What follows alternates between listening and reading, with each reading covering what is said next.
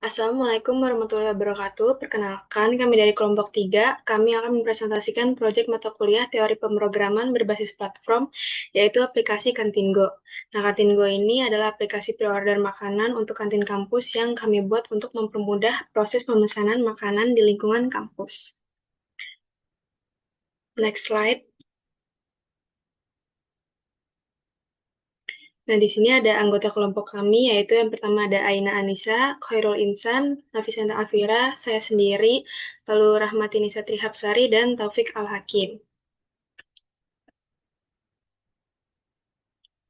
Nah, latar belakang dari proyek ini berawal dari beberapa permasalahan yang sering terjadi di kantin kampus. Pertama, antrian yang panjang saat jam makan siang. Lalu kedua, mahasiswa harus datang langsung ke kantin hanya untuk melihat menu yang tersedia. Ketiga, tidak ada informasi mengenai status pesanan, jadi mahasiswa nggak tahu pesanannya sudah diproses atau belum. Dan yang keempat, dari sisi penjual, mereka kesulitan mengelola pesanan yang masuk secara terstruktur, apalagi kalau ramai. Dari permasalahan tersebut, kami mengembangkan Kantingo, sebuah aplikasi Android yang memungkinkan mahasiswa melakukan pre-order makanan dari kantin, sekaligus membantu penjual mengelola pesanan dengan lebih efektif. Next slide. Nah, tujuan dari pengembangan aplikasi ini ada 4. Yang pertama, mengubah prototipe yang sebelumnya dibuat di Figma menjadi aplikasi Android yang benar-benar bisa digunakan. Kedua, mengimplementasikan seluruh komponen platform mobile yang telah dipelajari selama perkuliahan. Ketiga, mempermudah proses pemesanan makanan bagi mahasiswa. Dan keempat, membantu pihak penjual dalam mengelola pesanan yang masuk.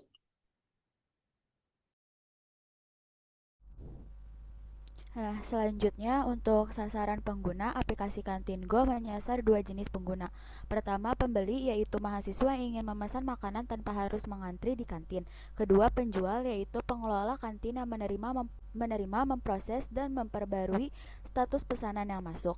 Jadi, aplikasi ini dirancang untuk menjembatani kebutuhan dua sisi sekaligus, baik dari sisi mahasiswa yang ingin praktis maupun dari sisi kantin yang ingin lebih terorganisir dalam mengelola pesanan. Next.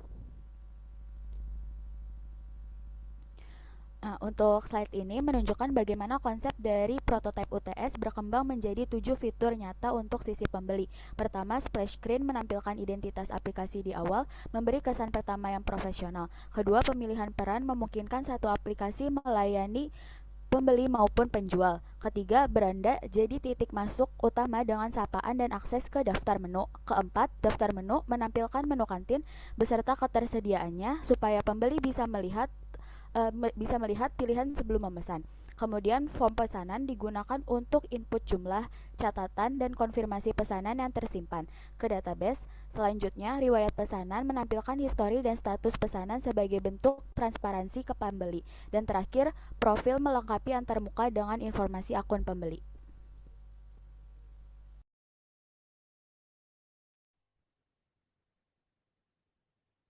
Baik, selanjutnya ada pengembangan konsep dari prototipe UTS dari sisi penjual.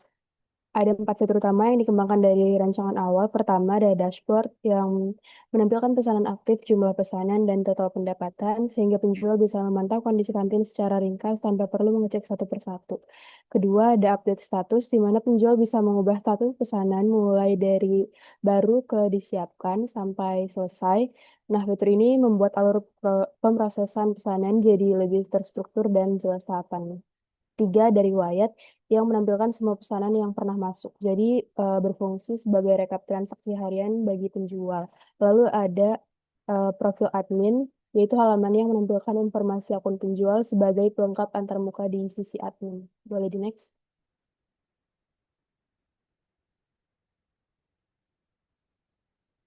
Oke, selanjutnya ada struktur halaman aplikasi. Di sini dari seluruh fitur yang sudah dijelaskan tadi, aplikasi Kantingo dibangun dengan 7 activity dan 6 fragmen. Pada bagian activity ada splash activity sebagai halaman pembuka, row activity untuk pemilihan peran, lalu ada main activity sebagai wadah utama sisi pembeli, lalu ada menu detail activity untuk menampilkan daftar menu, ada order form activity untuk form pemesanan, order status activity untuk detail status pesanan, dan admin dashboard activity sebagai wadah utama sistem jual. Sementara itu, fragmen dibagi menjadi dua kelompok sesuai peran pengguna. Di sisi pembeli ada home, history, dan profile. Di sisi penjual ada dashboard, history, dan profile. Dengan nama yang sama namun berjalan secara terpisah dari sisi pembeli. Boleh di next? Oke, berikutnya di bagian implementasi komponen platform, yang dimana di sini ada 7 komponen. Yang pertama itu ada activity dengan implementasinya itu untuk halaman aplikasi, lalu ada intents untuk perpindahan halaman, lalu ada fragment untuk menampilkan modular, lalu ada recycle view untuk daftar menu dan riwayat, lalu ada SQLite untuk penyimpanan pesanan. Lalu ada JSON untuk simulasi web service, dan yang terakhir itu ada broadcast receiver, yang dimana implementasinya untuk mendeteksi koneksi internet. Next slide. Lalu berikutnya di sini ada bagian kendala dan solusi, yang dimana ada 3 kendala utama. Yang pertama itu untuk di bagian riwayat pembeli terhapus permanen. Kami melakukan solusinya itu sebagai soft delete. Lalu yang kedua itu ada perubahan struktur database, yang dimana untuk solusinya sendiri itu kami menggunakan on upgrade. Lalu untuk yang terakhir itu tidak adanya backend, yang dimana untuk solusinya kami mensimulasikan di JSON. Oke, berikutnya. Oke, jadi untuk kesimpulannya bisa disimpulkan bahwa prototip yang kami rancang di UTS kemarin itu berhasil jadi aplikasi Android yang utuh untuk UAS ini dengan seluruh komponen platform mobile yang sudah dipelajari juga berhasil diimplementasikan. Lalu sistemnya juga sudah mampu melayani pembeli dan penjual sekaligus dalam suatu aplikasi dan ke depannya aplikasi ini siap dikembangkan lebih lanjut dengan backend online. Oke, sebagai penutup, sekian presentasi dari kelompok kami. Kurang lebih katanya mohon maaf. Sekian, wassalamualaikum warahmatullahi wabarakatuh.